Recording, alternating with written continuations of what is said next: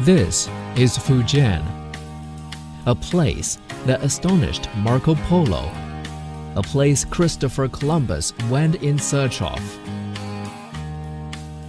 And now, it is China's manufacturing hub at the forefront of its reform and opening up. Chinese President Xi Jinping, who worked in Fujian for over 17 years, aims big for the province. During his recent 4-day inspection tour to Fujian, President Xi hopes the coastal province could continue with the trend of growing and greening, accelerate the pace to achieve self-reliance in science and technology, and promote rural vitalization while pursuing high-quality development. Fujian has been urged to deeply integrate itself into the Belt and Road construction, ensure the sound operation of the pilot freight trade zone, and build a new system for an open economy at a higher level. For hundreds of years, Fujian has been one of China's major gateways to the outside world. Adventurous Fujianese brave the sea waves to trade with countries in Southeast Asia, Europe, and Africa, blazing trails along the legendary Maritime Silk Road.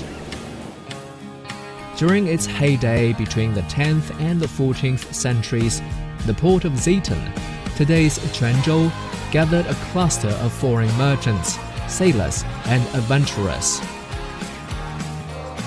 Marco Polo was one of them. Visiting Fujian in the Yuan dynasty, he marveled at the prosperity of the mega port, loaded with precious stones, pearls, peppers, and spices, calling it one of the 2 greatest havens in the world for commerce.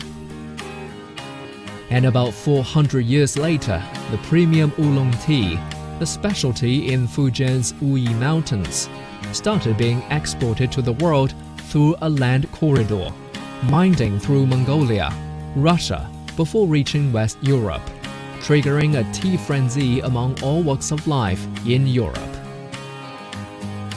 The Fujianese have been very adept at making the best of whatever life throws their way. Lacking farmlands, they turn to handicraft, producing some of China's best porcelain, paper, and silk.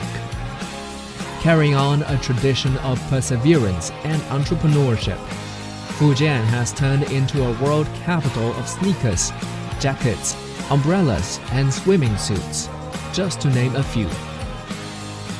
The Fujianese even turned a local eatery brand into a household name in China and are striving to develop it into a global restaurant chain like McDonald's and KFC.